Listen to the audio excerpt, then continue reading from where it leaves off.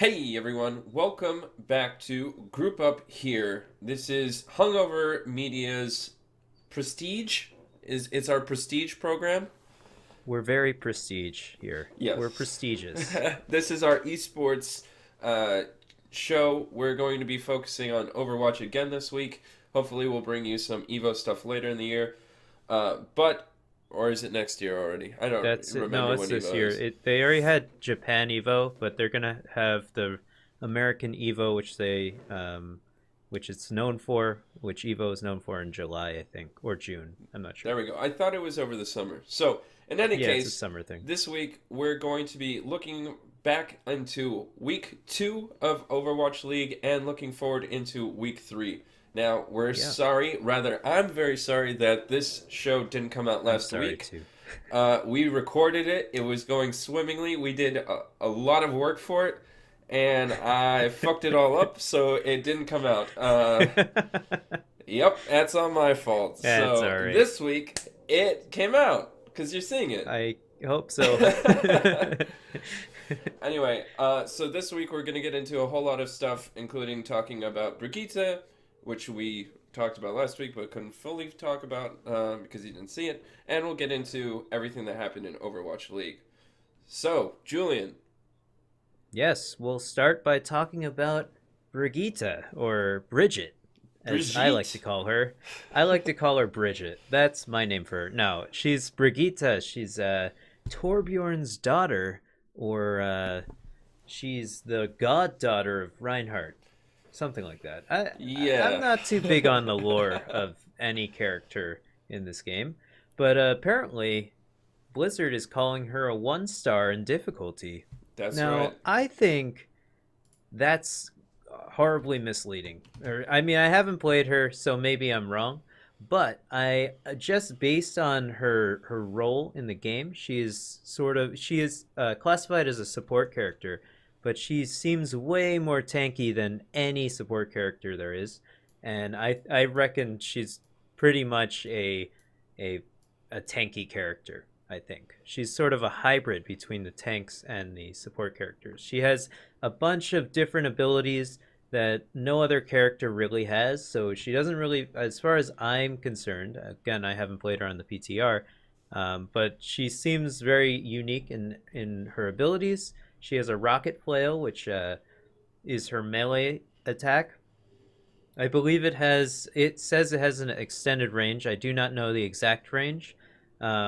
So I don't know if it's more range than Reinhardt's hammer. I don't believe it is, but It it's got it to does be actually look like it more has a than a little more melee. range here in the video that we've got Okay. behind you, which I can see but Julian can't. It looks like Yeah. about 15 meters or so Okay, is the so it's range. got some Yeah, range. so it's like if you're in the training grounds, it's like Mhm. one block away can reach the enemy bots. Okay, cool. S- And And it has and that longer throw, which is the alternate fire for that thing, the left mhm. shift for PC. That is a very long extended range one of those. and she can also hit multiple characters at once. So she's gonna be leading the cause into team fights, I think, a lot, or at least being the central moment or the central character in a team fight. As you'll want to stick around her. Her whole character trope is that she's rallying the team behind her and leading the cause, and everyone wants to play around her because they'll be getting a lot of support from her because of her passive ability, which is called Inspire, I believe. Every time she does any damage, she's doing some AoE healing, sort of like Lucio in a way. Um, I guess Lucio's the only other. No, Moira has AoE healing. So, but she's not doing that much healing. I believe she does. Let me find it. She does. I think she does. I'm sorry, I don't have the exact number of the AOE healing per second, but it also depends on how much damage she's doing. So she'll be swinging her thing, her flail, and doing damage to people and healing the team at the same time. But I don't think she's gonna be your primary healer. I think she's going to be somewhat of a mixture. And then to that note, she definitely won't be your primary tank. So she'll be your off healer and off tank, and she sort of fits into that role as the team, For sure. I think. I think that that's definitely kind of the thing. I think you can imagine her in more of those death ball lineups where you've got Hmm. like a Moira and so as you see it run in Overwatch League, you get that Moira, that Lucio, and then four tanks rolling in, and you get that death ball Moira charging up her ult very quickly, and a lot of that AOE healing.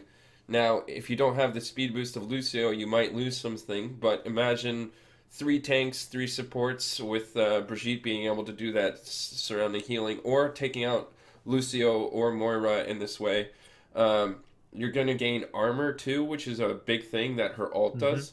So, in addition to her heal being able to heal, if it goes over the heal, like the character's health, it applies that extra healing as armor to that character for a temporary armor bonus. So that's really powerful because a lot of weapons deal mitigated damage to armor. So looks like she's going to be a really fun character to play when it comes to these new comp metas that we'll see. Yeah, and it should be noted she also has a barrier shield, but it's not. It It's acts like personal. Reinhardt's shield, but it's way smaller. It pretty much only blocks her body size, as far as I'm concerned. So you're gonna have to play directly behind her if you want to be blocked by that shield. But she also has a shield bash, which can stun characters, sort of like McCree's flashbang, and so she'll be really good at peeling off um, to support the healers or people in the back line as they get flanked by maybe a Winston or a Tracer or a Genji. Yeah. So it's going to be pretty good. Cool. Thanks. Yeah. So we took a look at Brigitte, and now we can take a look at the standings, Julian. So, Yeah. how have the standings changed? Well, it looks like we have still the top team as a Korean team. God damn Go figure. it. Top three teams still. Top even LA Valiant. Uh, don't they have quite a few Koreans on their They team? have If at not, least three, I believe, Koreans playing for well, them. I The top think team with no Koreans on it is the Houston Outlaws. yes, and they are sitting at fifth place with a differential of plus 17, which is almost half, which is just over half of what New York XL has in first Yeah, place. which is crazy to Yeah. think because you think back to stage one of this season, and Houston was on a tear. They had like a 21 map streak where they won Mm-hmm. every single game. And then you look back at what happened this week. So this week Houston played Philly Fusion and then NYXL, and Houston started great. They won the Yeah, first two maps against Philly, but then Philly ended up reverse sweeping them. That's three maps deficit. it was. And then It's pretty bad. NYXL, four maps deficit on top of that. That was seven Oh maps man, lost and all in one defeated. week. So that was a huge differential gain that they had wiped out.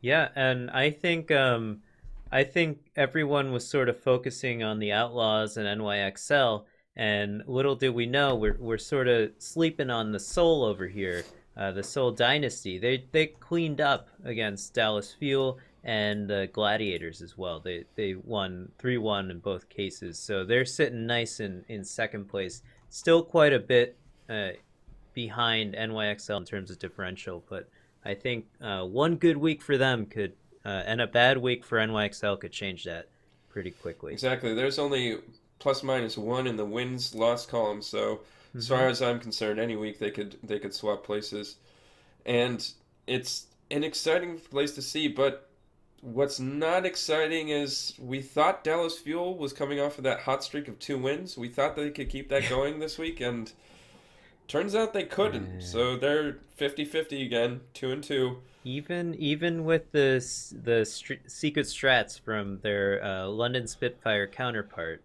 who they got traded over, um, they did not win.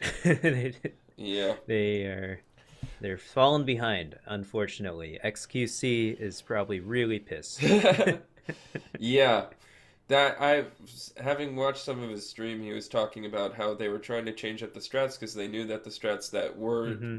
were being used weren't working. So he got a lot more aggressive, and it looked like he was getting much further tilted because he would jump in and be that super aggressive tank that he was sought out for, right? That's why he was Yeah. brought onto the Dallas Fuel, and he's looking for people to um, go with him, like punish those dives that he's doing, like punish the back line, and things just weren't happening fast enough. I remember there was a play on Gibraltar against, I think it was Valiant, where they were pushing and XQC dives in, and then Mickey comes in, and then AKM's alt comes in, but by the time AKM's alt is going off from the high ground on Soldier, the tac visor is going off, but by the time the tac visor starts, XQC is almost dead or is dead. So it was just Yeah, like, he was really trying to get into the back line almost every single play, but he was getting focused. They every single time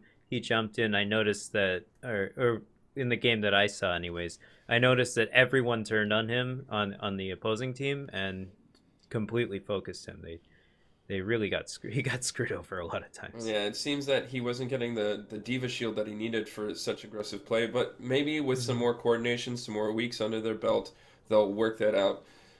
It's interesting to see because also Effect was having an off game, so we'll see. Will we see more Taimu? Will we see more Seagull in place of Effect? Because I think AKM is holding his own. Oh, of course. Effect was a little bit worse than we've ever seen him before. Actually, a lot worse than we've ever seen him. Um, so yeah, another team that I thought had a really good week was the. I think the LA Valiant did really well against the Fuel. Yeah, Um, they did great. but I think the teams that we were expecting could maybe pull out a win. Your three match victories for Shanghai Oh my god. Dragons. How's that? Look, How's that looking for you? there's still 3 weeks left, all right? So that's 6 games, my friend. Yes. They are gonna pull out 3 victories. Gaguri is coming in strong. Maybe not this week, but I think next week she'll be in there. I think week 4 she's in, Okay. and we'll see what sort of changes they make with Azari on their team Week four that can against hold her own. Philly and the New York Excelsior. We'll see. All right, exactly. I didn't check that, but it's all right. It's all right. Week 5. If I get 2 out of 3 wins, I'll be happy for Shanghai. Week five against the Outlaws and the London Spitfire. They already lost to Florida Mayhem, didn't they? Oh god. Yep. Ah boy. Oh Well, boy. look, it's an uphill battle, but I think they've got what it takes. It's the dragon within all of them. They're going to come out on top of 3 wins, not on top of this. So those were our the standings after week two, getting ready for this week three tonight. Julian, we wish you and the Shanghai Dragons the best for this week. But what did you see this week? It's time for Julian's Juicy Comp. Roll the intro. That guy is awesome! Awesome! He's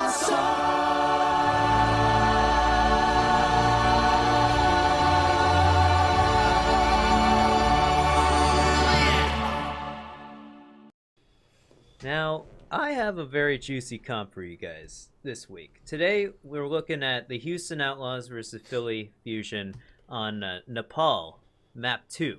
Now, this was a really interesting composition of a team for me, anyways. I've never seen this because I haven't really watched that much competitive Overwatch, but apparently it was played a lot during the World Cup, I believe, on Nepal. So, we have Bastion, Tracer, Reinhardt, Diva, Anna, and Lucio. So their whole idea was to use Lucio's speed boost to get the whole team up to the high ground and contest on the left side of the point and basically hold Bastion behind Reinhardt's shield and then use Anna's boost basically in terms of healing. She can do so much healing with a grenade, and she can also stop flankers if she lands her sleep dart. And the point was to just a sort of element of surprise situation going on. The immense damage that Bastion can do in turret form is really great.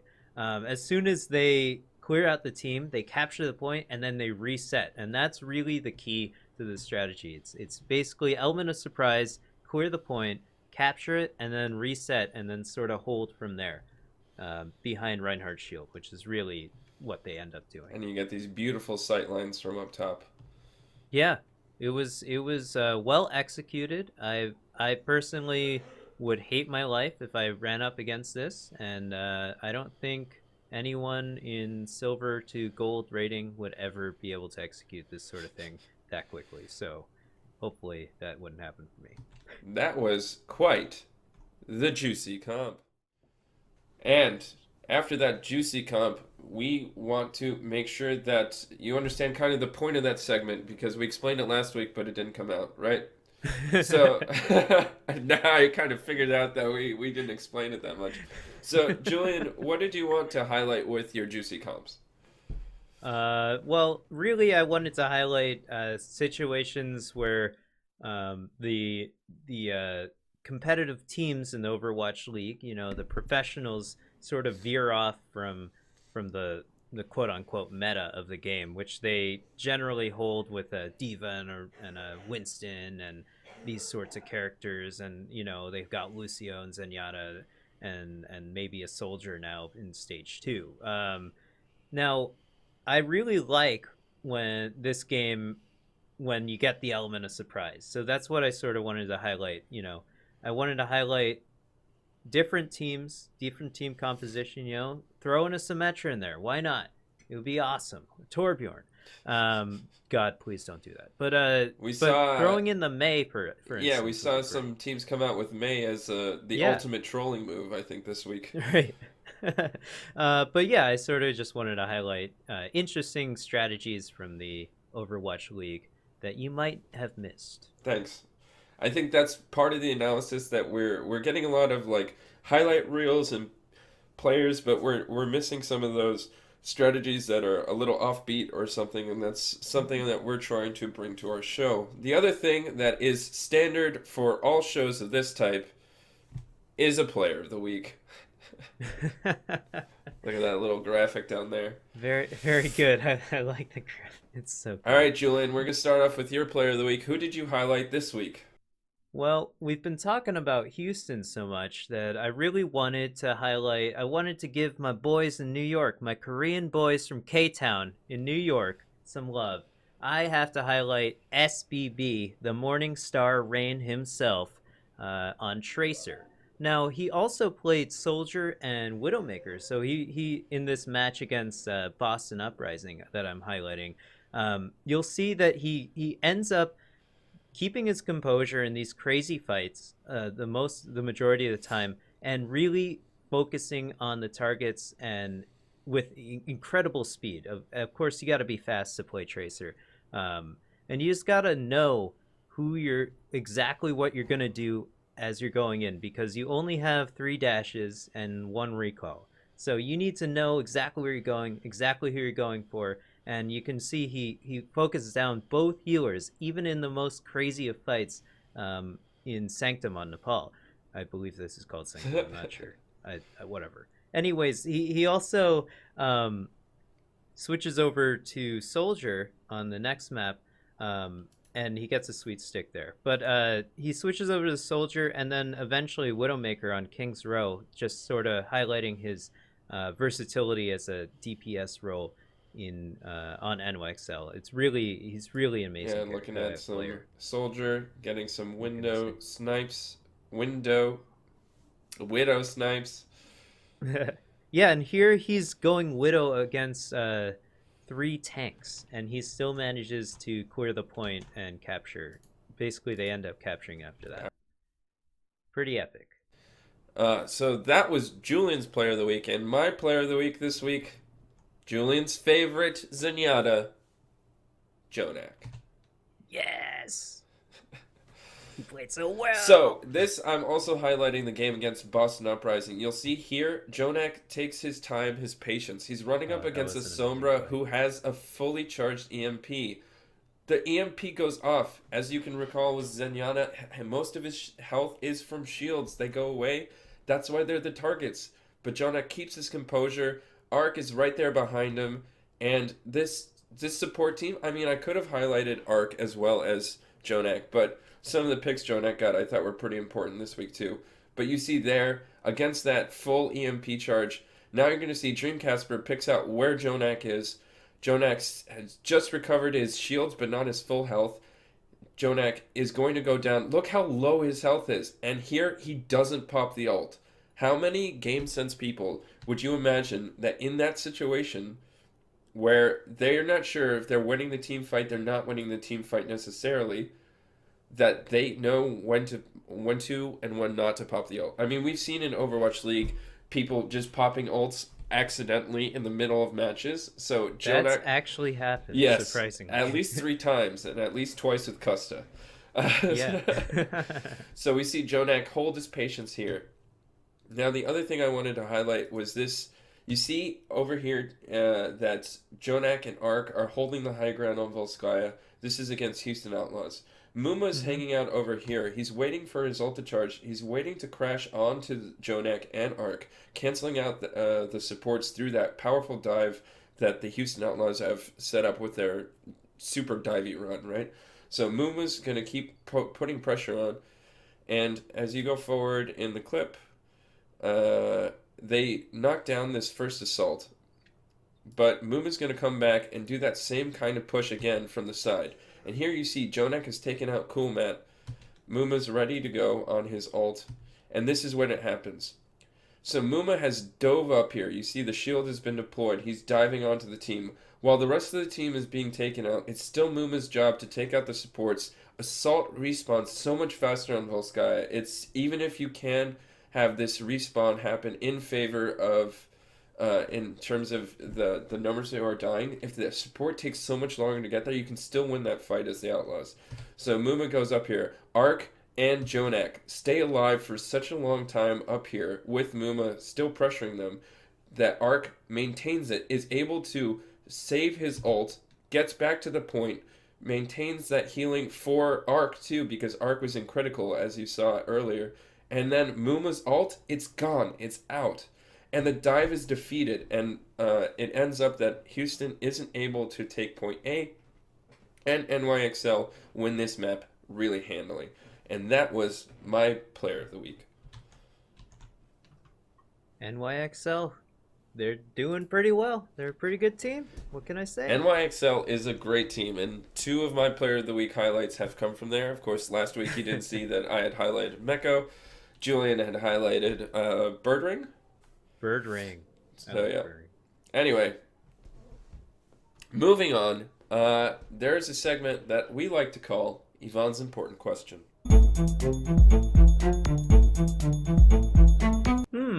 So Julian, my important question in the week is: will we see a play better than this New York Excelsior .3 take against Boston Uprising on Gibraltar for the rest of the season? This is the rest of the season. Yeah, this is an incredible play. Sabiel comes, touches a point. Libero comes, touches a point. They keep everybody healed up till Libero gets his ult. They clean the point and take it to push for a 3. Now, I'll tell you, yeah, I didn't even see this until just now.